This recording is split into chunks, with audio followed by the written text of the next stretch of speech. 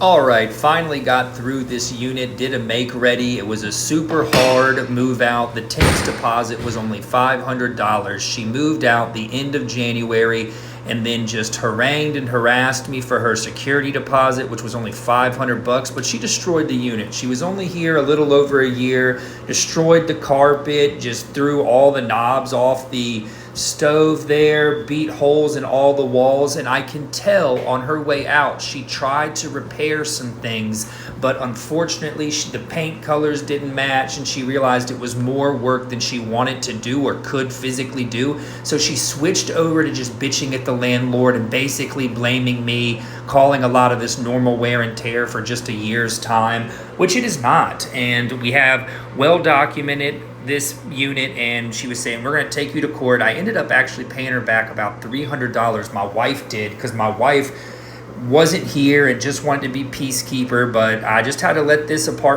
house sit for a little bit. It just upset me. Then my wife gets back into town and says, you know what, okay, we can just, I know the crews are busy, but let's push through and do this work ourselves. So we did end up doing it.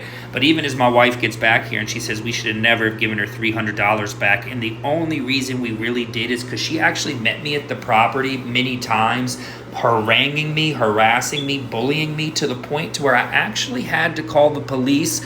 I have a recorded confrontation of that with the police, but decided not to put it in the video because it's just not worth it. And now we have officially moved on and we have got it together. I always say no smoking for one reason, because you can see these cigarette burns in the sink. They always freaking do that. It drives me crazy. That's why it's no inside smoking. And the big lesson that we have learned throughout the years is whenever someone comes to you begging and pleading, it's an emergency situation, they have to move right away, it's this, that, or the other, it's never good to take them. Whenever they have an excuse about why they can't tell you where they're living right now, or they don't know, what their current landlord's phone number is, or in this case, she said she was living in her car, working at Walmart, and really needed a place to go. So we had empathy for her. We took her in, even though we know it's from our better judgment not to do that. And only take tenants who are like, oh, my lease is up at the end of the month, or the landlord wants me out at the end of the month. Don't take tenants who are like, I need it right now, I'm so desperate, because the reason 9 times out of 10 they're desperate is because the landlord that they used to have kicked them out for destroying the property or for being an absolute see you next Tuesday. That's right, I don't like to use that word, but this tenant was one that I have to say was one of our worst tenants. And then at the end, just physically threatening me. She tried to run up on me, and to the point where I had to call the police. I had to call the police to tell her to quit coming to the property after move out. She continuously came to this property after her lease term had ended and she quote unquote had moved out. Why? I do not know. Her kids do go to the school right down the street. It's an okay school, so maybe she was just driving by and, I don't know. But really what I think she was doing was staking the place out. When she saw me come up here, she would like to run up on me and to demand the deposit back. By Alabama state law, the deposit and the final deposit accounting are due 21 days after move out. We ended up giving her back just a few days after the move out, just because of the constant harassment and haranguing. So anyway, that was set for a month. I went back to Los Angeles. I got my wife. We came back a few weeks ago, and this is the second one that she said, you know what, babe, here's the cigarette burns. I really hate this. It irritates me. She said, you know what, babe, let's get over it. Let's put on a good attitude. Let's get, past it. It's just some patching, some painting, some hardware changing out here with the kitchens and things like that. So I said, you know what, babe, you're right. I needed that little boost of energy.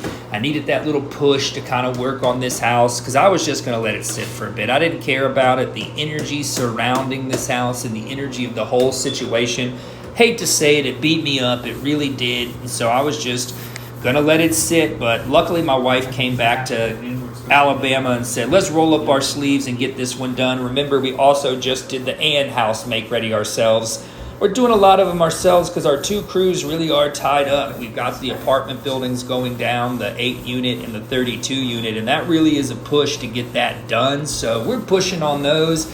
And for these make readies, we're just doing old school style, rolling up our sleeves and come on, getting you it already done finished. ourselves. You can see here we are patching, painting. It doesn't have to be perfect on this one. It is just a rental. People get so obsessed with making their rentals perfect, but you might get the exact same tenant we just got in here. So I don't know. I don't think so, actually. We did submit a voucher after just the second showing, and she's a good tenant. She's older. She's in her later 30s. Her kids are older. She seems to have it together a little bit more.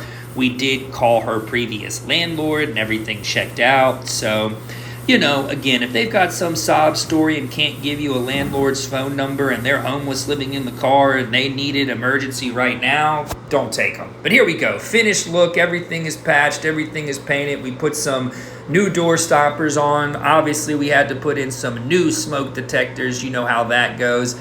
Got the new hardware in the kitchen cabinets all painted nice and cleaned up here. You know, just a little facelift. Nothing too dramatic on this unit.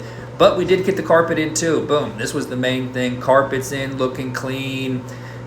Walls are looking good, patched and painted. All of the light fixtures are fixed. Everything is up and running. And like I said, we did get a voucher pretty much on the second showing here of a great tenant who does check out, does not have a sob story, and we did call the landlord, and she is a good tenant.